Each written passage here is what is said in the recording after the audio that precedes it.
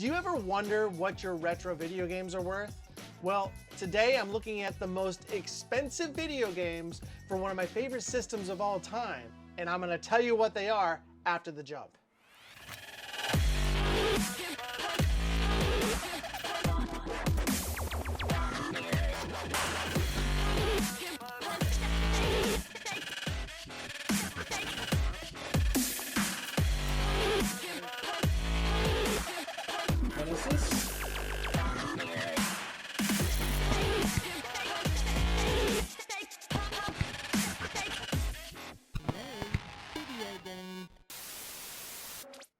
Hello everyone, my name is Scott Galaxy, and I am here for another episode of The Layman Video Gamer. Welcome. Now, while I started collecting video games purely for nostalgic reasons, I quickly realized that collecting retro video games and consoles is not for the faint of heart. Retro video games have just become quite expensive, and quite a few of those are asking for astronomical amounts of money. So I went back and started looking at some of my older retro video games and really just to see how much they're worth in today's market. Which brings me to my third installment of the 3 most expensive games I own. And today I'm focusing on one of my favorite consoles of all time, the ColecoVision.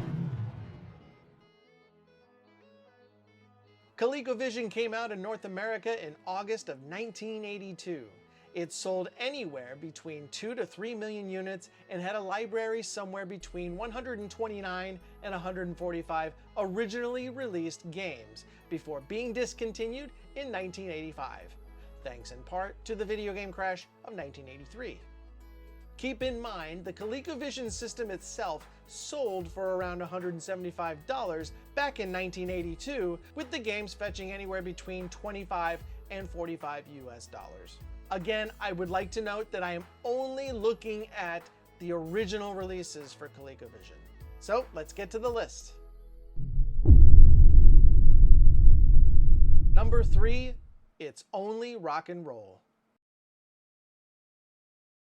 It's Only Rock and Roll is, for a lack of a better way to describe it, a strategy management game that sees you, the leader of the band, make your way in the music business. This is a pretty cool game. You get to write songs, you get to play gigs, sign record deals, and even tour the world. And your goal is to get 1,000 popularity points and enjoy the luxuries of, say, a yacht or a castle. Because let's be honest, that's how you know you made it.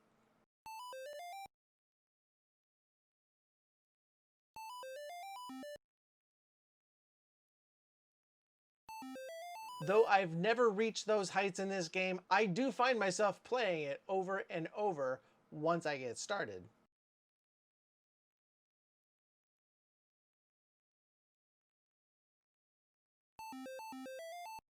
The game was published by Zonix, and may just be the rarest game from them for the system.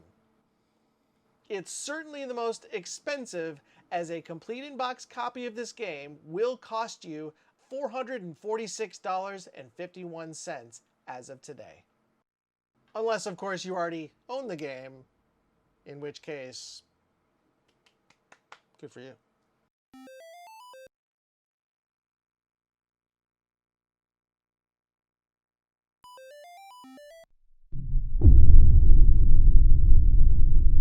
Number 2, Sector Alpha.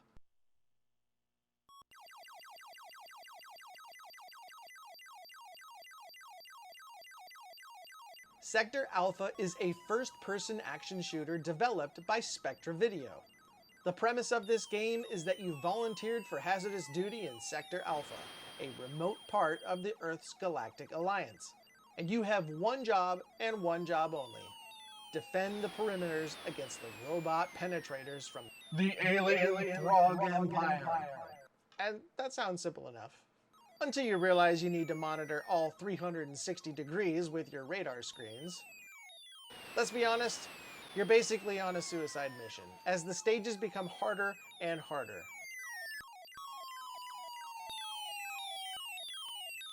The only thing harder than that is getting your hands on a copy of this game. A complete in-box copy of this game in today's market will cost you $686.26. Now, thankfully, I was able to purchase this game a few months back for about $350. And I say thankfully, but let's be honest, $350 is still a lot of money for a game that came out in the early 80s. It's hard to explain why this game costs so much today, but it may have something to do with the title being shipped out to stores with a defect that prevented 10% of the game data from being accessed.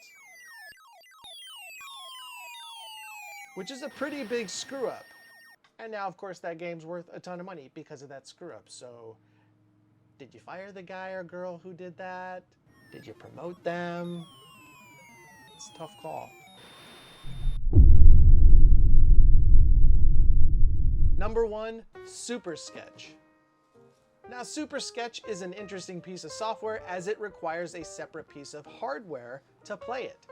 It's not really a game as it is a drawing board or doodler. But nonetheless, this is extremely rare, and it's even more rare to find one out in the wild, complete in box. Thankfully, I was able to get my hands on one, and I can tell you, it's beautiful. First of all, once you open the box, you're greeted with 100% retro goodness. It's colorful, it's tan, and it is totally 80s. You'll also notice that the cartridge is connected to the sketchpad, which is different than most of the peripherals for the system. And once you pop in the cartridge and you hit the power switch, you see that big, colorful Super Sketch logo. Makes you feel like a kid again. Even better, there is no need to use a controller because every button you're going to need is right there on the Super Sketch pad itself. You have 2 lift buttons on either side for right and left-handed users, and this button is used when you want to move the control arm without drawing on the screen, or to escape the menu and return to the drawing. You also have the select button, which tells the computer to select that command or color while in menu mode. You also have a release bar that simply lifts the paper clamps on each side of the tablet to hold a paper sheet, either for drawing or tracing. And there's also the menu button that will stop any current activity and bring you back to the main menu. And lastly but not least, you have the control arm and pointer. The control arm moves the pen holder around the tablet. The fun thing is you can also put an actual pencil or another drawing utensil through the pen holder if you want to actually draw on a piece of paper. I mean, it's pretty cool. And while I couldn't find the original price of this product back in the early 80s when it came out, I can tell you what a complete in-box copy of this game and peripheral cost today. According to PriceCharting.com, you're going to be paying $1,049 for this rare gem. That's right, over $1,000 for a piece of early 1980s software and hardware. This is the most expensive originally released game on the ColecoVision. So there you have it. Those are the most expensive games for the ColecoVision system as of today. As always, I would love to hear your thoughts, so please leave a comment below. And before you go, please make sure you subscribe and hit that bell so you're notified of every new episode I do. And feel free to stick around and check out what I already have. So until next time, I'm Scott Galaxy. Thank you again for stopping by for another episode of The Layman Video Gamer.